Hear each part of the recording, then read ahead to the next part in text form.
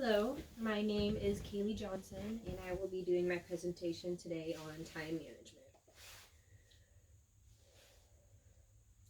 Time management is defined as the process of organizing and planning on dividing your time between activities. So, say you have 6 assignments due by next Friday, you will want to make sure you put time aside to plan when you'll do those assignments, write down each task, cross them out as you go, etc.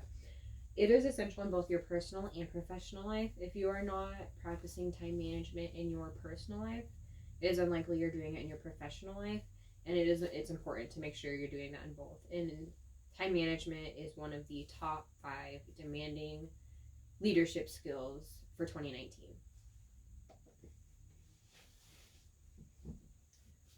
A few benefits of time management include that it relieves your stress. If you are managing your time well and putting time aside to get your tasks done, planning ahead, organizing all of them, you will see yourself being less stressed. It also frees up time for yourself. If you are managing your time effectively, you will have time to enjoy yourself, time to, say, go plant your garden or go to a movie, go do your nails.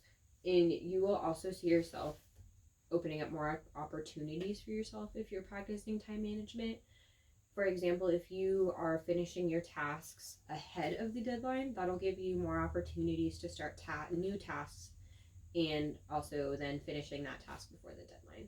And it also opens up your ability to realize your goals. You will probably reach your goals faster if you are practicing effective time management.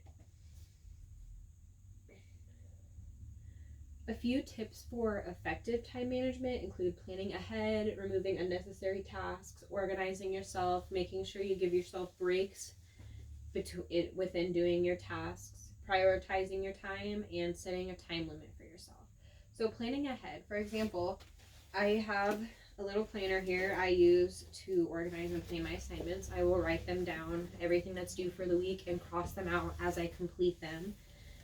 This organizes myself as well, and I prioritize my time by making sure I complete all of my homework assignments before I go and hang out with my friends or go to a movie, do anything that is not vital to my success.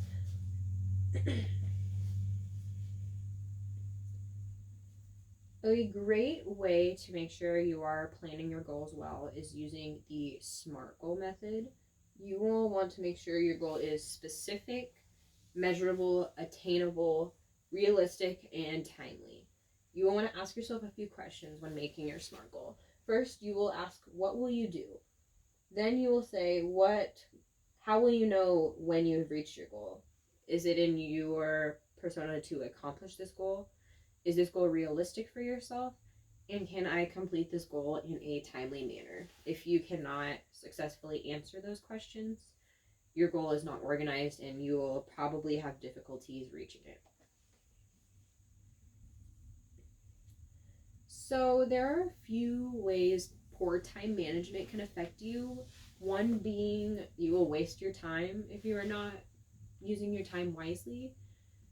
Secondly, you will find your workflow becoming poor. If you're not organized in your workplace, you probably won't see effective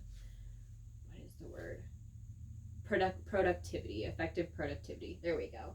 Which will also lead to low quality of your work. If you are not performing well, your quality of work will be low as well. Additionally, you will lose control about your tasks. You will have no idea what is next, what you need to get done at this time, what you need to do next, what you need to do tomorrow.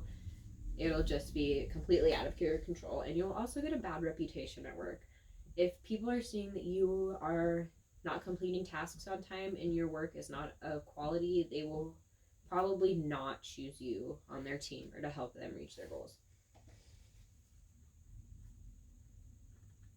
There are a few things you can do to improve your time management skills, one including knowing the difference between urgent tasks and not urgent tasks. I will go over that in a few slides ahead.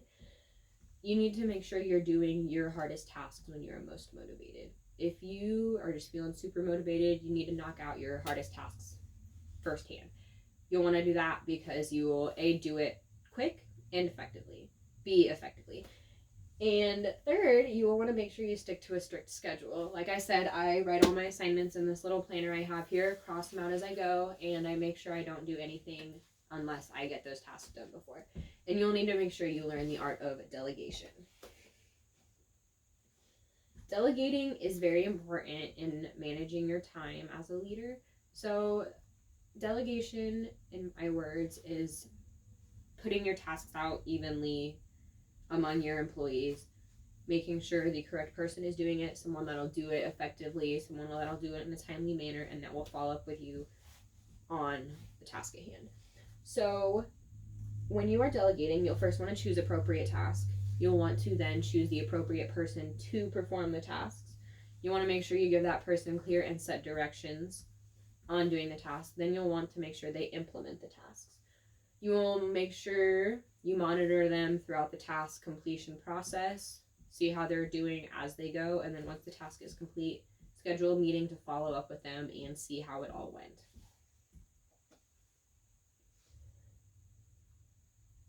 There are quite a few mistakes people make often when they are trying to learn time management. The biggest mistake people make is procrastinating their time. Usually when somebody has a big task to do, it's not very ideal. They don't want to do it. They don't want to take time to do it. So they will find anything they can do to put off that task and then try to do it last minute. And 9 times out of 10, when you're doing it last minute, it will not be of quality and it won't be done in an effective way. You need to make sure you are also saying no to activities that won't benefit you in any way. And like if you are in the middle of doing a task and your friend is like, hey, let's go to a movie, you'll need to make sure you say no and set your priorities straight and do your task first, and then you can go to a movie. Also, people tend to keep busy instead of effective, meaning it's the same kind of thing as procrastinating. You're doing busy work instead of what you need to be doing. People also tend to spend a lot of time doing what they are good at, tasks that they are good at, rather than what they are not good at. And that's one of the common mistakes people make as well. When prioritizing your time, you need to make sure you know the difference between important and urgent tasks, important but not urgent, urgent but not important, etc., etc. So important and urgent tasks you need to make sure you do right away. Important but not urgent tasks, you can do these at a different time. Urgent but not important tasks, you will need to make sure you delegate them if at all possible. And not urgent and not important tasks, you can just brush those off and do them later. A few examples of the levels of urgency in tasks. So an example of an important and urgent task would be a project deadline or some emails. If you're a CEO in a company and you get an email at a time, you're more than likely expected to read and reply to it in a timely manner. Second, important but not urgent would include planning and journaling about the day. And not important but urgent would include scheduled meetings or interruptions. And not important and not urgent tasks would include like updating your social media status or watching television in the office or basically anything that would be wasting your time. A few examples of things you will do to waste your time include worrying too much. If you are worrying about all your tasks at hand, you will probably waste your time worrying instead of putting that worry to work and doing your tasks. Unrealistic time estimates. So say you give yourself 6 hours to write a 12-page paper. It's just not going to happen. Procrastinating. If you procrastinate your tasks, you are simply wasting your time.